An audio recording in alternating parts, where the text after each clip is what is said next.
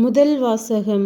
எண்ணிக்கை நூலிலிருந்து வாசகம். அதிகாரம் 12. இறைவசனங்கள் 1-13 முடிய. மோசே எத்தியோப்பிய பெண்ணை மணந்திருந்தார். அவர் மணந்திருந்த எத்தியோப்பிய பெண்ணை முன்னிட்டு மிரியாமும் ஆரோனும் அவருக்கு எதிராக பேசினர். அவர்கள், ஆண்டவர் உண்மையில் மோசே வழியாக மட்டுமா பேசியுள்ளார்? அவர் எங்கள் வழியாகவும் பேசவில்லையா என்றனர். ஆண்டவர் இதனை கேட்டார். பூவுலகின் அனைத்து மாந்தரிலும் மோசே சாந்தமிகு மானிடராய் திகழ்ந்தார். உடனே ஆண்டவர் மோசே, ஆரோன், மிரியாம் ஆகியோரிடம், நீங்கள் மூவரும் சந்திப்பு கூடாரத்துக்கருகே வாருங்கள் என்றார். அவர்கள் மூவரும் வந்தனர். மேகத்தூண் ஒன்றில் ஆண்டவர் இறங்கி வந்து கூடார வாயிலருகே நின்று ஆரோனையும் மிரியாவையும் அழைத்தார். அவர்கள் இருவரும் முன் வந்தனர். அவர் கூறியது, என் வார்த்தைகளை கேளுங்கள். உங்களுக்குள் இறைவாக்கினன் ஒருவன் இருந்தால், ஆண்டவராகிய நான் ஒரு காட்சியின் வழியாக அவனுக்கு என்னை வெளிப்படுத்துவேன். கனவில் அவனோடு பேசுவேன். ஆனால் என் அடியான் மோசேயோடு அப்படியல்ல. என் வீடு முழுவதிலும் அவனே நம்பிக்கைக்குரியவன். நான் அவனோடு பேசுவது மறைபொருளாக அல்ல, நேர்முகமாகவும் தெளிவாகவும் இருக்கும். ஆண்டவர் உருவையும் அவன் காண்கின்றான். பின்னர் ஏன் என் அடியான் மோசேக்கு எதிராக பேச நீங்கள் அஞ்சவில்லை? மேலும் ஆண்டவரின் சினம் அவர்கள் மேல் மூண்டது. அவர் அகன்று சென்றார்.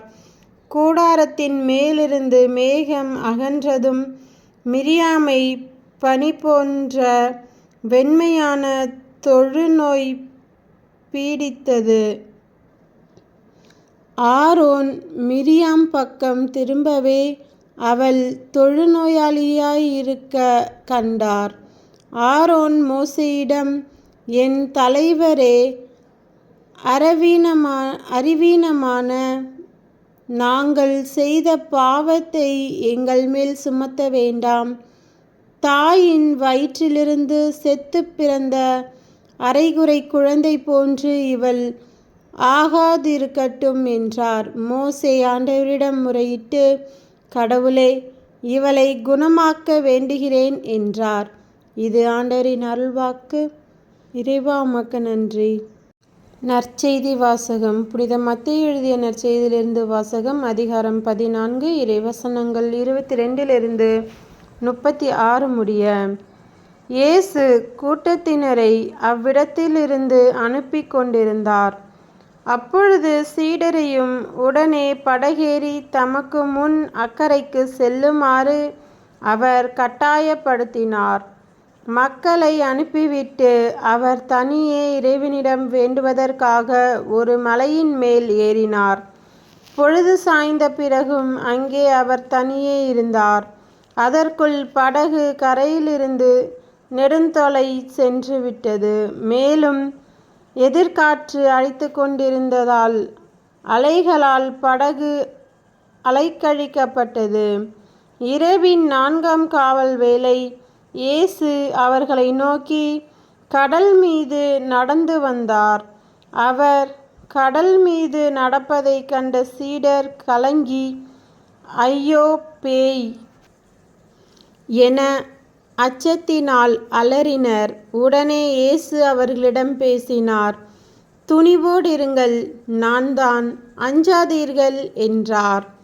பேதுரு அவருக்கு மறுமொழியாக, ஆண்டவரே, நீர்தாம் என்றால் நானும் கடல் மீது நடந்து உம்மிடம் வர ஆணையிடும் என்றார். அவர் வர ஆணையிடும் என்றார். அவர் வா என்றார்.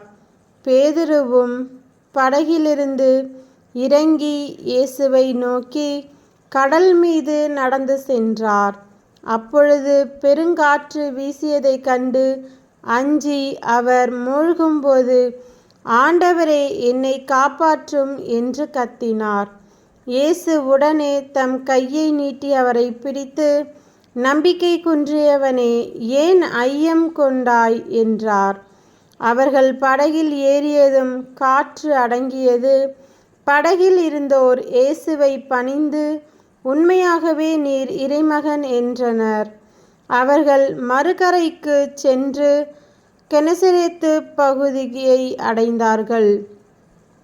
இயேசுவை யாரென்று அறிந்துணர்ந்த அவ்விடத்து மக்கள் சுற்றுப்புறமெங்கும் ஆள் அனுப்பி எல்லா நோயாளர்களையும் அவரிடம் கொண்டு வந்தனர். அவரது மேலுடையின் ஓரத்தையாவது அவர்கள் தொட அனுமதிக்குமாறு அவரை வேண்டினர். தொட்டவர் யாவரும் நலமடைந்தனர். இது கிறிஸ்துவின் நற்செய்தி. கிறிஸ்துவே உமக்கு புகழ்.